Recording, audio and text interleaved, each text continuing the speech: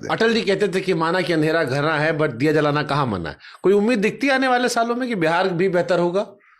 फिर अगेन बिहार नहीं, बिहारी को बेहतर बनाने की जरूरत है और सबसे पहले अपनी पूंजी के दम पे अपने खड़ा होने के लिए। बिहारी तो इतना सारा आईएएस पीसीएस अधिकारी निकल रहा है, बिहारी तो बेहतर हो ही रहा है। आप तो इसे कर रहे हैं जैसे बिजनेसमैन होता है, नौकरी करने वाला केवल अपने के लिए काम करता है, बिजनेसमैन ही दूसरे को देता है। एक बिजनेसमैन 10 लोगों को रोजगार देता है, अगर छोटको बिजनेसमैन है तब। तो बिजनेसमैन आता है तो उसका टीवी खोल लेते हैं सब।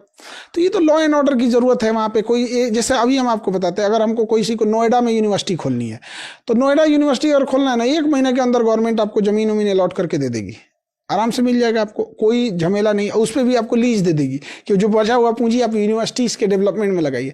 हम आपको कहते हैं 5 साल तक पैर घिस कर रगड़ दीजिए, वहां नहीं मिलने वाला है बिहार में। नहीं देगा कौन, गवर्नमेंट के पास है ही नहीं है, देगी भी नहीं गवर्नमेंट। और दूसरा जो मिलेगा वो विवादित मिलेगा। तो कोई कंपनी वाला आता है पैसे, हम तो एक बिजनेसमैन को जानते थे, कोई इन्वेस्टमेंट करने के उद्देश्य से आया था और 6 महीना तक बड़ी घूमा, उसके बाद चला गया। कहा कि जहां जा रहे हैं वो पूछ रहा है कि हमको कितना मिलेगा, हमको कितना मिलेगा। भैया ये भी शुरुआत में ये हाल है तो हम क्या करेंगे? आपने सपोज कीजिए आप एक कंपनी खोल दी है, फैक्ट्री खोल दी है, तब छोटा सा में तो फैक्ट्री खोलेंगे नहीं। अब वो जो बाउंड्री कराना है ना, आप नहीं करा सकते अपने से, उस एरिया का एक फिक्स होगा कि ये एरिया का ठेका यही लेते हैं। अब जो ईंटा बाहर 10 रुपया मिल रहा है ना, आप वहाँ 15 रुपये में खरीदेंगे। जो टाइल्स बाहर 400 का मिल रहा है, आपको उससे टाइल्स खरीदना है, वो 700 में देगा आपको, फिक्स है। तो इसे करते करते सब वहां से भागने लगे। और ये चीजें है ना, बड़ा इंसान कुछ बोल नहीं पाता है, वो चुपके से अपना रास्ता लेके निकल जाता है। तो ये सबको पता है, सब इस सिस्टम का ऐसा बदलता का है नहीं, सबको मजा मिल रहा है, इसलिए कोई नहीं, सब में बट रहा है और पब्लिक उसी हिसाब से। जब तक पब्लिक नहीं बदलेंगे, सोचिए वहां देवर भाभी का अश्लील गाना मिलियन में जाके रिकॉर्ड बना देता है। हाँ, मतलब बिहार का इमेज होगा ढोंडी चाटना। यही सब चीज तो रह गया है यहाँ पे, बेशर्मी हो गई ये चीजें। इस पे सरकार सेंसर बोर्ड ये सब नहीं लगा पाई है। तो कितना शर्म की बात है कि अश्लील गाने ट्रेंडिंग पे चले जा रहे हैं, नंबर 1 चलते सारे, नंबर 1 चले जा रहे हैं। तो ये हो गया। एक सिंगर से हम मिले तो उसने वो अश्लील गाने गाता था, तो इत्तेफाक से कहीं ऐसे मुलाकात हो गई किसी पार्टी फंक्शन में, वो भी आया हुआ था। तो हम कहे है, तो कहे खान सर अगर हम लोग सब गाना गाने लगे तो कोई सुनबे नहीं करेगा। हम कहे इसका अलग रोना है भाई, तो हम ही को समझा रहा है। हम कहेंगे भाई अब क्या करें, हम करें हम सब गाना गाए हैं और लगा दिखाने कि देखिए इसको कितना लोग देखे हैं, इसको कितना देखे। 2-4-10% का अंतर रहता तो समझ में आता, वो कोई देखबे नहीं किया। तो मतलब हमने गिरने को उत्थान मान लिया है। हाँ, यही सही कहानी है। अच्छा, बिहार में जातिवाद में आपको लगता है कब वो खत्म होगा? जात पात खत्म क्यों नहीं हो जाएगा? एजुकेशन अभी देखे क्या है ना, जो समाज में ना जो एक 20-25% लोग होते हैं वो हमेशा प्रोग्रेसिव सोच के होते हैं, बट उनकी जनसंख्या बड़ा धीमी गति से बढ़ रही होती है।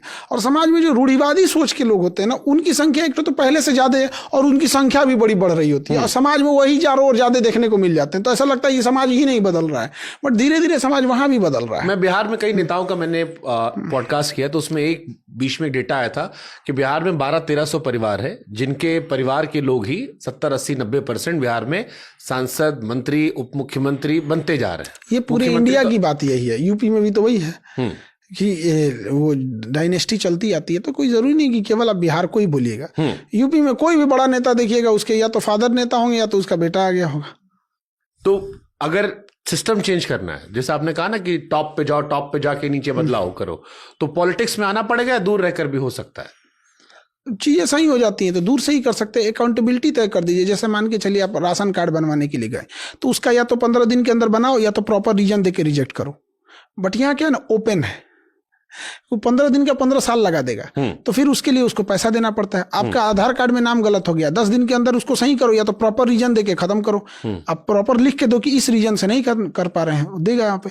तो आपने क्या किया ना, टाइमिंग नहीं रखा है, जिस वजह से अधिकारी का मन बढ़ा हुआ है। अच्छा तुमको जरूरत है, आप बताते हैं तुमको, अब हो गया वही काम यहाँ पे। जब उसको दिख रहा है कि इस इंसान को 10 दिन के अंदर काम है, लेकिन हम करेंगे ही नहीं, तो कुछ चीजें तो गवर्नमेंट इनिशिएट शुरुआत में ही सही कर सकती है, लेकिन ये करेगा कौन? मान के चलिए वो 10 दिन में नहीं किया, तो आप इसके लिए कोर्ट में जाएंगे। और सबसे ज्यादा चीजें कहाँ अटकी हुई हैं? कोर्ट में। मोदी जी जब चुनाव नहीं जीते थे तो कहते थे मैं जजों की संख्या सुप्रीम कोर्ट में बढ़ाऊंगा। एक तो 80% समस्या उसी समय खत्म हो जाएगी जितना लोकसभा में सांसद बैठते हैं ना, संसद भवन में जितना सांसद बैठते हैं सुप्रीम कोर्ट में उतना ही जज बैठाइए, खाली बैठेगा लोग यहाँ पे। अरे भाई साहब हमारे यहाँ कोई केस है, ले आओ इधर आओ।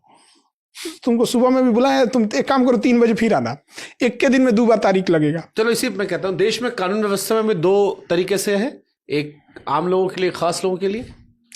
कानून व्यवस्था किस में चलता है? वकील पे। पैसा है, बढ़िया वकील है, पैसा नहीं है, बढ़िया वकील नहीं है। तो बढ़िया एग्जैक्ट वैसे ही जैसे डॉक्टर सुनवाई कैसे होता है खट से? नहीं, वो उसके पास वो एक लेगेसी है, उसके पास उसकी पूरी टीम है, वर्क कर रही है, सब कुछ करे, बढ़िया पैसा वाला वकील।